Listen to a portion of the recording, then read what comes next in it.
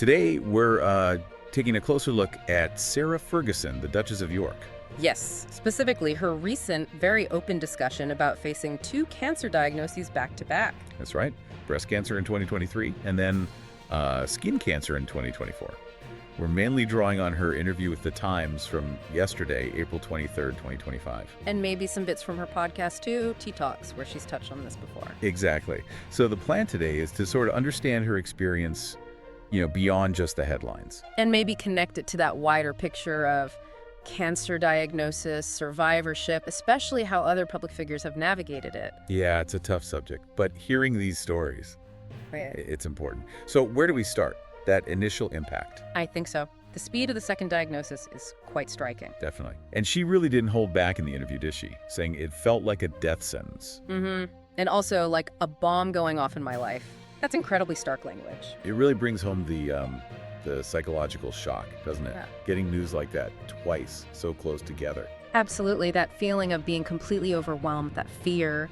It's something many people can probably relate to, sadly. The ground just shifts beneath you. But what I found interesting was how, despite that shock, she kind of pivots. She talks about her age being 63 for the first diagnosis. Right, and how having that, life experience, that maturity, maybe gives you tools to cope, to advocate for yourself. Yes. And she contrasts that with younger people. That's where her focus seems to shift. Yeah, she uses her own situation to shine a light on teenagers and young adults with cancer. She seems genuinely concerned they get overlooked. That really struck me too, saying they're sometimes neglected in health plans and policies. It shows real empathy, even while she's dealing with her own stuff. That really does, especially linking it to her support for the Teenage Cancer Trust campaign. Makes you think, doesn't it? A young person facing that. It interrupts everything. School, relationships, just figuring out who you are. It's a different kind of challenge. Totally different. The support they need, the resources.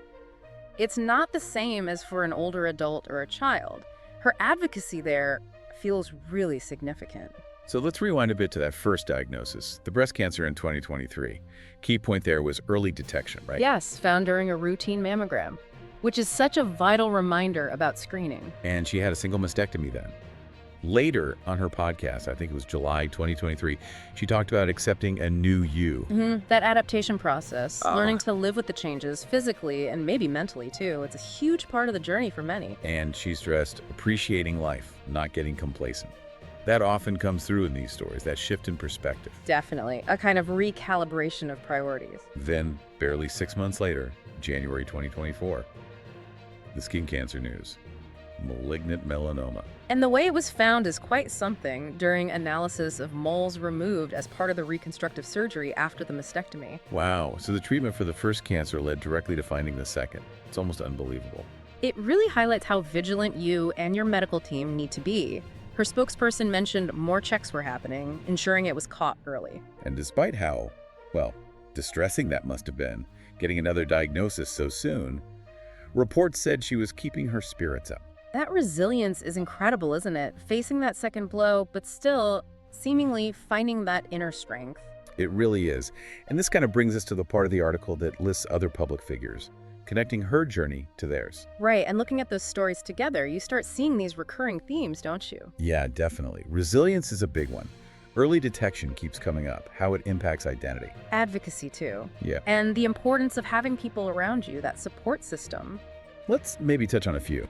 Colin Egglesfield, his third cancer diagnosis, prostate cancer, January 2025, but cancer-free just a month later. Incredible. And his message about not letting challenges define you, that's powerful.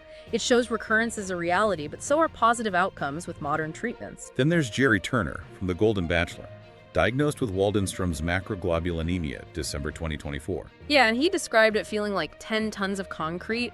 That initial denial, the shock, very similar language to Sarah Ferguson. And that specific condition, Waldenstrom's, it's a slower lymphoma, but currently no cure. So that's a different kind of journey, managing a chronic condition. Exactly. It highlights the different paths cancer can take. Not always about being cured, but sometimes about learning to live with it. We also see longer battles, like Jim Beaver with prostate cancer, cancer-free, in Feb 2023 after years. Right. And then Ariana Maddox, unspecified cancer removed back in 2018, now clear. That really underscores being proactive about your body.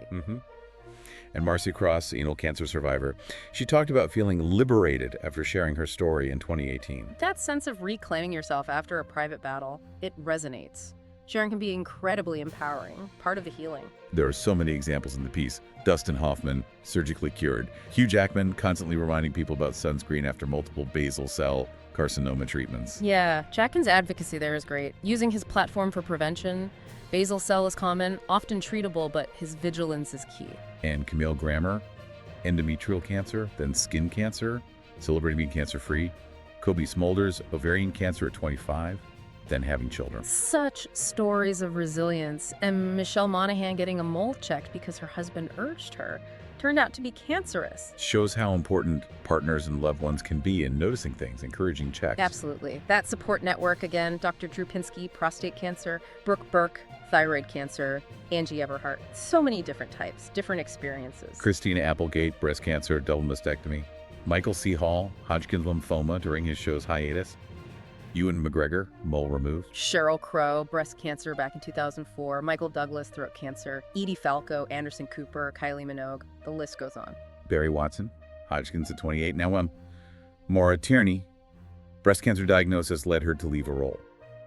Sharon Osbourne, colon cancer, stressing screenings. Robert De Niro, prostate cancer. Robin Roberts, Lance Armstrong, Melissa Etheridge becoming an activist after breast cancer. Julia Sweeney even used her breast cancer experience for comedy. Yeah. Cynthia Nixon. It's a huge range. It really is.